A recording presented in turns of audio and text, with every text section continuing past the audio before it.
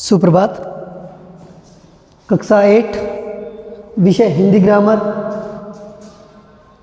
जो अध्याय है या पाठ है वो है 20 और संवाद लेखन हम पढ़ेंगे। संवाद लेखन होता क्या है, किस प्रकार किया जाता है, क्यों महत्वपूर्ण है, इसके अंदर क्या क्या चीज़ें होनी चाहिए, इसके बारे में हम पढ़ेंगे। तो आइए जानते हैं संवाद लेखन के बारे में। तो संवाद लेखन एक कला है। कला क्या होता है? किसी भी चीज़ को इतनी अच्छी तरह से प्रस्तुत करना लोगों के सामने, वो कला कहलाती है, जिसको निपुणता भी कह सकते हैं और कुशलता भी कह सकते हैं, जो किसी कार्य को अच्छी तरह से प्रस्तुत करना। नाटक एवं एकांकी में संवादों के द्वारा ही विचारों का आदान प्रदान होता है। नाटक क्या होता है? एक बहुत बड़ा भाग होता है, लेकिन एकांकी उसी नाटक का एक छोटा सा भाग होता है, जिसका आप एक छोटा सा हिस्सा ले सकते हैं। उसको लेने के बाद उस संवादों के द्वारा, संवाद क्या होता है? बातचीत या वार्तालाप। तो उनके द्वारा जो बातचीत की जाती है, जो दो लोगों या दो से अधिक लोगों के बीच में वार्तालाप की जाती है, वो इसके अंतर्गत आता है। या तो विचार आदान प्रदान होते हैं, या तो अपन जो बातचीत करेंगे वो आगे वाले को समझ में आएगा, आगे वाला करके वो अपने पास आएगा, जिससे क्या होता है? विचारों का आदान प्रदान होता है, मनोभावों का आदान प्रदान होता है, मन के भावों का। अतः वाणी के माध्यम से उपयुक्त भाव भंगिमा के साथ भावों या विचारों की अभिव्यक्ति ही संवाद कहलाती है। अब क्या बताया? वाणी, वाणी का मतलब क्या होता है? बोलना। जब अपन किसी से बातचीत करते हैं किसी के माध्यम से, तो भाव भंगिमा का अर्थ होता है जो जैसे चेहरे के जो हाव भाव होते हैं या हाथों के जो हाव भाव होते हैं, अपन जो जिस प्रकार इशारा करते हैं भावों में, जैसे मुंह का जो चेहरे का जो एक्सप्रेशन होता है वो इसके अंतर्गत आएगा। हाथों से द्वारा जो इशारे किए जाएंगे वो भाव भंगिमा के अंतर्गत आते हैं। और उसके अंदर क्या होता है? भाव होते हैं या विचारों का आदान प्रदान होता है या अभिव्यक्ति किसी के सामने रखा जाता है, वही संवाद कहलाते हैं। संवाद के लिखित रूप को संवाद लिखित कहते हैं। अब जब संवाद अपन जो बातचीत करते हैं उसी को अपन किसी अच्छे माध्यम से प्रस्तुत करते हैं, लिखकर। जब लिखकर किसी के सामने अच्छे तरीके से प्रस्तुत करते हैं तो वही संवाद लेखन कहलाता है। अब संवाद लेखन के दो प्रकार होते हैं। देख लो, संवाद लेखन के दो रूप होते हैं या दो प्रकार होते हैं। कौन सा होता है? एक तो वाचिक और दूसरा होता है अभिनय। वाचिक क्या होता है? वाचिक होता है वाचन में हाव भाव वाणी का आरोह अवरोह के पात्र के अनुरूप होता है। इसमें मुद्रा और वेशभूषाओं को पात्रानुकूल नहीं रखा जाता। अब क्या होता है? वाचन का अर्थ होता है सिर्फ पढ़ना। कोई आपके सामने चीज़ है, उसको पढ़कर, लेकिन उसमें क्या होता है? हाव भाव जो मैंने बताया था, हाथों से जो अपन इशारा करते हैं, या मुंह के जो मुद्राएं होती है चेहरे की, वो उसमें स्पष्ट बताई जाती है। आरोह अवरोह का अर्थ क्या होता है? किसी संख्या का बढ़ना या घटना होता है। लेकिन यहाँ पर क्या होता है? वर्णों को किस प्रकार से बोलना है, किसके सामने कैसे प्रस्तुत करना है, वो आरोह अवरोह कहलाता है। तो उनके अनुसार, पात्र के अनुसार होगा। अब पात्र क्या होते हैं? तो मैंने आपको बताया था कि पात्र दो प्रकार, पात्र के दो अर्थ निकलते हैं। या तो किसी जो बर्तन होते हैं इससे ले सकते हो, लेकिन यहाँ पर जो पात्र है, जो आपके सामने जो भी अभिनय कर रहा होता है, जो पढ़ने वाला होता है, वक्ता या श्रोता, उनके बाद उनसे लिया गया है। और इसमें मुद्रा और वेशभूषाओं को पात्रानुकूल नहीं रखा जाता। इसमें क्या बताया? मुद्राओं। अब जो सिर्फ पढ़ने के लिए होता है, तो पढ़ने वाला अगर अकेला व्यक्ति है या दो व्यक्ति है, तो वो किसी के सामने अगर अभिनय नहीं कर रहे, तो उनके जो मुद्राएं होती है, चेहरे के हाव भाव, वो इसके लिए पात्र के अनुकूल नहीं होगा तो भी चलेगा। जो रोल करा उसके अनुसार नहीं होगा तो भी चलेगा। या फिर वेशभूषा, जो उनके पहनावा है, वो भी उनके अनुसार नहीं होगा तो भी चलेगा। लेकिन अभिनय जो दूसरा होता है, अभिनय, उसके अंतर्गत क्या होता है? एक मंच के ऊपर जो अपन, जैसे अपने किसी को नाटक करें, जैसे कोई बड़ा त्यौहार होता है, तो त्योहारों के ऊपर 15 अगस्त 26 जनवरी के अंदर जैसे आपने नाटक देखे होंगे, तो मंचन किया जाता है। मंच के ऊपर अलग अलग जो वेशभूषाएं पहन के आते हैं, अलग अलग अभिनय करने वाले होते हैं, आपके सामने प्रस्तुत होते हैं। और वाणी के सभी कुशलताओं के साथ साथ मुद्रा और पात्रानुकूल वेशभूषा का होना भी आवश्यक होता है। तो इसमें क्या होता है? जिस प्रकार से आप बोलते हैं उसी के अनुसार सारे हाव भाव होने चाहिए, जिससे आगे वाले को आसानी से समझ में आ जाए। और पात्र के अनुकूल होना चाहिए, जो रोल कर रहा है उसी के अनुसार होना चाहिए। जो आप फिल्मों में देखते हैं या नाटक के अंतर्गत देखते हैं, उसी के अनुसार आपका होना चाहिए अभिनय। फिर संवाद लिखते समय ध्यान देने योग्य बातें। अब क्या बताया कि संवाद लिखेंगे तो उसके अंदर कौन कौन सी बातों के ऊपर ध्यान देना चाहिए, कौन कौन सी बातें होनी चाहिए जिसके कारण संवाद है वो प्रभावपूर्ण बने, अच्छा बने, महत्वपूर्ण बने। तो इसके अंदर बताया है कि पहला पॉइंट है कि शुद्ध, सरल और स्पष्ट तथा प्रभावशाली भाषा का प्रयोग करना चाहिए। शुद्ध होना चाहिए, जो भी आप लिख रहे हैं या बोल रहे हैं वो शुद्ध उच्चारण होने चाहिए।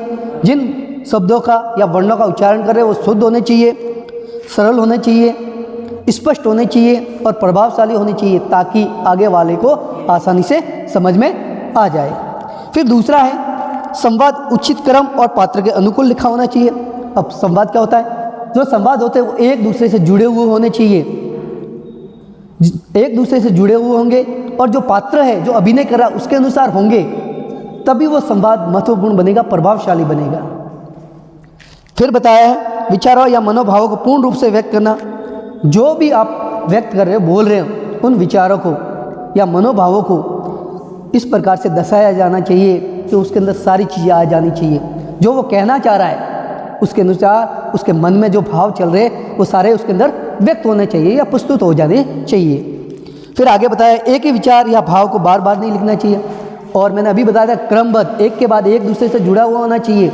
इसी प्रकार इसके अंदर क्या होता है, एक ही विचार को बार बार नहीं बोलना चाहिए, बार बार नहीं लिखना चाहिए और बार बार उसी को नहीं बताना चाहिए। और भाव या विचार जो होते हैं उनको बार बार नहीं करना चाहिए, नहीं तो वो महत्वपूर्ण नहीं बनेगा, वो संवाद है वो इतना प्रभावशाली नहीं बनेगा। अब ऐसा ही एक संवाद बताया भाई बहन का। जो भाई बहन है वो पर्वतीय स्थान की यात्रा पर संवाद कर रहे, कहीं घूमने गए, पर्वतीय स्थान होते हैं जैसे मसूरी, नैनीताल, माउंट आबू या उदयपुर, ऐसी जगह कहीं घूमने गए और वहाँ का संवाद कर रहे, भाई बहन दो बातचीत कर रहे कि विजय कह रहा है रुचि। अब रुचि लिखा हुआ, उसके बाद एक चिन्ह का प्रयोग किया गया है जो विस्मयादि बोधक शब्द है, जो मैंने आपको बताया था, याद हो तो, जो अचानक चीज़ बताई जाती है। तो इसके बाद जैसे रुचि बोला उसके बाद रुक गए। फिर बताया गर्मियों की छुट्टियां पड़ने वाली है। अब वो अपने बहन से बात कर रहा है कि रुचि अभी गर्मियों की छुट्टियां पड़ने वाली है। तो रुचि कह रही है हाँ, पिछली बार हम नैनीताल गए थे। तो क्या बता रहे कि पिछले साल जो है हम नैनीताल घूमने गए थे, इस बार हम शिमला चलेंगे। और इस बार कहाँ जाएंगे, शिमला, जो बहुत ही अच्छा पर्यटक स्थल है, वहाँ लोग बहुत ज़्यादा घूमने आते हैं और वहाँ का जो वातावरण है वो आनंदमय है। तो वहाँ के बारे में बता रहे कि पिछली बार हम नैनीताल गए थे, इस बार हम शिमला जाएंगे। अब विजय कह रहा है कि शिमला जाकर क्या करेंगे, वहाँ मामी जी घूमने नहीं देगी। अब कह रहे हैं कि वहाँ जाएंगे तो सही, लेकिन वहाँ मामी जी क्या करेगी, घूमने नहीं देगी। अपन तो जा रहे घूमने के पर्पज़ से, लेकिन वहाँ घूमने ही नहीं देंगे।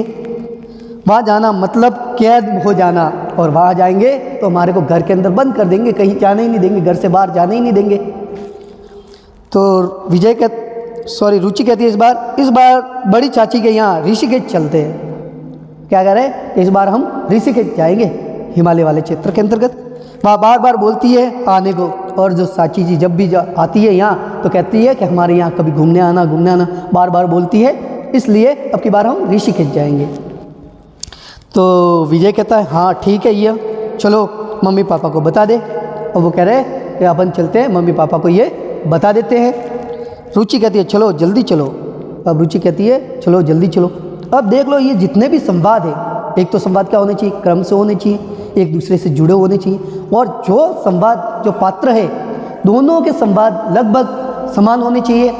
अब एक का मान लो 5 संवाद है, 5 बार बोल रहा है, तो दूसरा जो होगा उसके भी 5 बार होना चाहिए, तभी वो संवाद महत्वपूर्ण या प्रभावशाली बन सकता है। फिर बताया एक दूसरा, बच्चों की पढ़ाई की चिंता के विषय में पति पत्नी के बीच संवाद।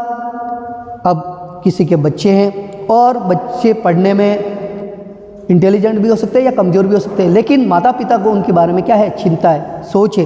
तो इनके बारे में पति पत्नी है, एक बात कर रहे हैं, वार्तालाप कर रहे हैं, उसके बारे में बताया है। पति का नाम है हेमंत और पत्नी का नाम है प्रीति। दो अलग अलग पात्र हैं, हेमंत और प्रीति। अब प्रीति कहती है उदय इस बार परीक्षा में कम अंक लेकर आया है। अब उदय क्या है, उनका पुत्र है। जो परीक्षा हुई, जो परीक्षा के अंदर जो नतीजा आया, रिजल्ट आया, उसके अंदर अंक है उसके क्या है, कम आए। जैसे ही उसने कम आए तो वो अपने पति से कह रही कि इस बार इसने जो है बहुत उसके अंक है, जो नंबर है बहुत कम आए। तो हेमंत कहता है पता है मुझे सारी सुविधाएं दी है फिर भी नहीं पढ़ता, क्या करूं। अब जो उसका पति है, जो उसका पिता है, वो कहता है कि उसको जितनी भी सारी सुविधा मिलनी चाहिए वो सारी सुविधा मैंने दे दी है फिर भी नहीं पढ़ रहा है, तो इसका तो क्या कर सकता हूँ, इसका तो मेरे पास कोई अब उपाय ही नहीं है। तो प्रीति कहती है आपने ही बिगाड़ा है उसे। अब पत्नी क्या कह रही है अपने पति को कि आपने उसको बिगाड़ा है, कभी कभी डांटना भी चाहिए। अब पिता है वो अपने बच्चे से बहुत ज़्यादा प्रेम करता है और स्नेह ज़्यादा होने के कारण क्या है वो डांटता नहीं है, तो वो थोड़ा सा बिगड़ गया। तो पत्नी कहती है कि आपको ज़रूरत पड़ने पर जब आपको ऐसा लगे कि ये सही नहीं है तब उसको डांट दिया करो। मैं कुछ बोलती हूँ तो आप मुझे ही टोक देते हैं। और कहती है कि जब भी मैं उसको सही राह दिखाने जाती हूँ, सही सुझाव देने जाती हूँ, तो आप ही मेरे को रोक देते या टोक देते हैं। तो हेमंत कहता है अब वह छोटा तो है नहीं, उसे अपनी जिम्मेदारी स्वयं ही समझनी चाहिए। अब हेमंत कह रहा है, उसका पिता कह रहा है, उसका पति कह रहा है कि जो है उदय वो अब छोटा बच्चा तो है नहीं, अब बड़ा हो गया, तो उसको भी ये समझ में आना चाहिए कि क्या मेरे लिए अच्छा है क्या बुरा है। तो उसके अनुसार उसको सारी सुविधा दे दी है, तो उसके अनुसार उसको पढ़ना चाहिए। फिर प्रीति कहती है बच्चे तो बच्चे ही होते हैं, आप उचित अनुचित का ज्ञान कराना हमारी जिम्मेदारी है, आप समय निकाल कर घर में ही उसे पढ़ाया कीजिए। अब कह रहे हैं, उसकी मम्मी कह रही है, प्रीति जो उसकी पत्नी है हेमंत की, वो कह रही है कि बच्चे तो बच्चे ही होते हैं, जब तक आप उसको सही और गलत क्या है, अच्छा बुरा क्या है, ये जब तक नहीं समझाओगे तब तक वो जिम्मेदारी नहीं समझेगा कि क्या अच्छा होता है क्या बुरा होता है। और जब भी आपको समय मिले, जब भी आपको टाइम मिले, तब आपको घर पे ही आप पढ़ाया करो, आपकी निगरानी में थोड़ा पड़ेगा, तो उसको क्या होगा, उसको और ज़्यादा नंबर आएंगे या नॉलेज होगा। जब ज्ञान होगा तो अपने आप अच्छे से नंबर अंक लाएंगे। तो हेमंत कह रहा ठीक है, मुझे भी लगता है अब यही करना पड़ेगा। अब पत्नी का सुझाव सुनकर पति हेमंत वो कह रहा है कि ये है जो आपने कहा वो मेरे को सही लगा, इसलिए मेरे को भी यही करना पड़ेगा, अब यही उपाय करना पड़ेगा। अब तीसरा है टेलीफोन संवाद। अब टेलीफोन विवेक है, विवेक मामा जी है और कविता। मामा जी और कविता के बीच में वार्तालाप है विवेक के बाद में। तो विवेक कहता है हेलो कविता बेटा, पापा है, मैं विवेक मामा बोल रहा हूँ। अब देख लो, पापा है यहाँ पर क्या पूछा है, क्वेश्चन मार्क, प्रश्न पूछा है। तो उन्होंने फ़ोन पे संवाद करते हुए पूछा कि पापा है तो मेरे को पापा से बात कराओ। तो कविता कहती है नमस्ते मामा जी, पापा मम्मी तो मोनू के विद्यालय गए हैं। अब कह रहे हैं कि पापा मम्मी तो अभी भी किसी काम से मोनू के विद्यालय गए, स्कूल में गए हैं। अब मामा जी कहते हैं पापा का हरिद्वार जाने का कार्यक्रम है। कविता तो फिर कविता कहती है कि मम्मी पापा है वो मोनू के विद्यालय गए हैं, मोनू के विद्यालय में किसी काम से। फिर मामा जी कहते हैं पापा का हरिद्वार जाने का क्या कार्यक्रम है। तो मामा जी वापस उनको फ़ोन पे पूछते हैं कविता को कि जो पापा है उनके हरिद्वार जाने का क्या कार्यक्रम है, किस प्रकार उनके जो है शेड्यूल बना हुआ है। तो कविता कहती है मामा जी पापा 10 अप्रैल को जाएंगे, पापा है वो 10 अप्रैल को वहाँ हरिद्वार जाएंगे। मामा जी ठीक है, मैं 8 अप्रैल को आगरा आ रहा हूँ, उनसे कहना 8 अप्रैल शाम को मुझे घर पर ही मिले। अब वो उनके जो मामा जी है वो कहते हैं कि मैं 8 अप्रैल को 2 दिन पहले जो है मैं घर पे आ रहा हूँ, आगरा आ रहा हूँ, तो पापा को बोलना कि वो घर से बाहर कहीं नहीं जाए और मेरे से मिले। तो कविता कहती है 8 अप्रैल जी, अच्छा कह दूंगी। तो जो मामा जी की बात सुनकर कविता कहती है कि मैं पापा को बोल दूंगी। तो मामा जी कहते ठीक है बेटा, मैं फ़ोन रखता हूँ। अब जो है कविता कहती जी नमस्ते। तो ये देख लो, जितने भी संवाद थे वो एक दूसरे से जुड़े हुए थे, क्रमबद्ध थे, स्पष्ट थे, सरल थे, प्रभावपूर्ण थे। क्यों? क्योंकि जब तक आप एक दूसरे को क्रमबद्ध से एक दूसरे से जुड़े हुए नहीं होंगे तब तक कोई भी संवाद है वो प्रभावपूर्ण नहीं बनता है, रोचक नहीं बनता है। और रोचक नहीं बनेगा, रुचि जब तक इसके अंतर्गत नहीं आएगी तब तक संवाद लेखन है वो कभी भी है वो महत्वपूर्ण या प्रभावशाली रोचक नहीं बन सकता। तो जहाँ कहीं पे भी आपको दिक्कत लगे तो मेरे को पूछ सकते हो। धन्यवाद।